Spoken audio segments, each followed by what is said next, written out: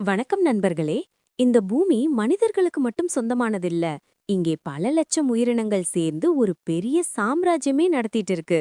அந்த அதிசயங்களை எல்லாம் தேடி போற பயணம் தான் இது.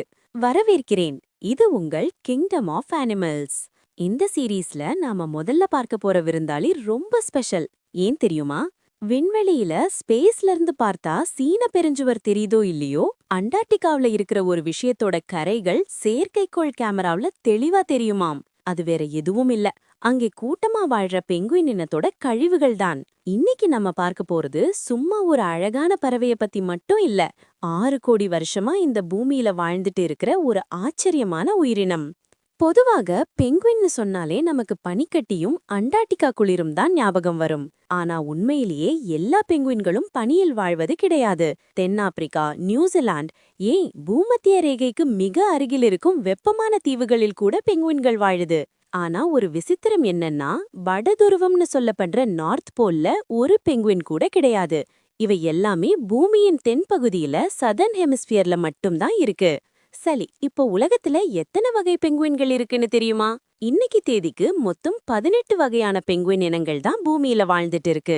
இருக்கறதுலயே குட்டியான லிட்டில் ப்ளூ பெங்குயின்ல ஆரம்பிச்சு ராஜகம்பீரமா நிக்கிற எம்பரர் பெங்குயின் வரைக்கும் ஒவ்வொன்னும் ஒவ்வொரு அழகு. ஆனா கேட்கவே கொஞ்சம் சோகமான விஷயம் என்னன்னா, இதுவரைக்கும் வாழ்ந்த பெங்குயின் இனங்கள்ல பெரும்பகுதி, அதாவது சுமார் 50க்கும் மேற்பட்ட வகைகள் இன்னைக்கு பூமியில இல்ல, முழுசா அழிஞ்சு போச்சு.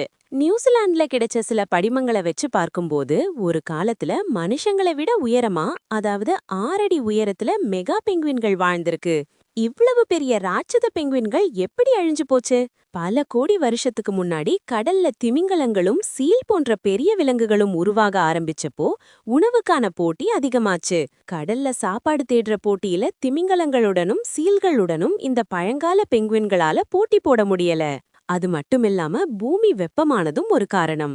இப்படி இயற்கை வச்ச போட்டியில தோத்து போய் அந்த ராட்சத இனங்கள் அழிஞ்சு போச்சு. மிச்சம் இருக்கிற இந்த 18 வகைகள் தான் பரிணாம வளர்ச்சியில ஜெயிச்சு இப்போ நம்ம கூட வாழுது. இதுங்க ஏன் பறக்கறதில்ல? ஏன் இப்படி விசித்திரமா ஆடிக்கிட்டே நடக்குது? அதுக்கும் ஒரு காரணம் இருக்கு. ஒரு பறவையால சிறப்பா பறக்கவும் முடியும், இல்லனா சிறப்பா நீச்சல் அடிக்கவும் முடியும். ரெண்டையும் ஒரே நேரத்துல செய்ய முடியாது. அதனால கடலுக்குள்ள வேகமா நீந்தறதுக்காக தன்னோட இறக்கைகளை துடுப்புகளா மாத்திக்கிச்சு. இதுங்க தரையில நடக்கும்போது அதோட கால்கள் உடம்போட ரொம்ப பின்பக்கமா இருக்கறதால பேலன்ஸ் பண்றதுக்காக தான் அப்படி வளைஞ்சு வளைஞ்சு நடக்குது. காலநிலை மாற்றத்தால பனிக்கட்டிகள் உருகி குஞ்சு பொரிக்க இடமில்லாம இந்த இனம் கஷ்டப்பட்டுட்டு இருக்கு. இயற்கையின் இந்த அற்புதமான படைப்பை காப்பாற்ற வேண்டியது நம்ம கடமை. இதே மாதிரி கிங்டம் ஆஃப் அனிமல்ஸ் பிளேலிஸ்ட்ல அடுத்த எந்த விலங்க பத்தி பேசலாம்னு கமெண்ட்ல சொல்லுங்க. இந்த வீடியோ பிடிச்சிருந்தா லைக் பண்ணுங்க. மறக்காம நம்ம அட ஆமாங்க சேனலை சப்ஸ்கிரைப் பண்ணுங்க.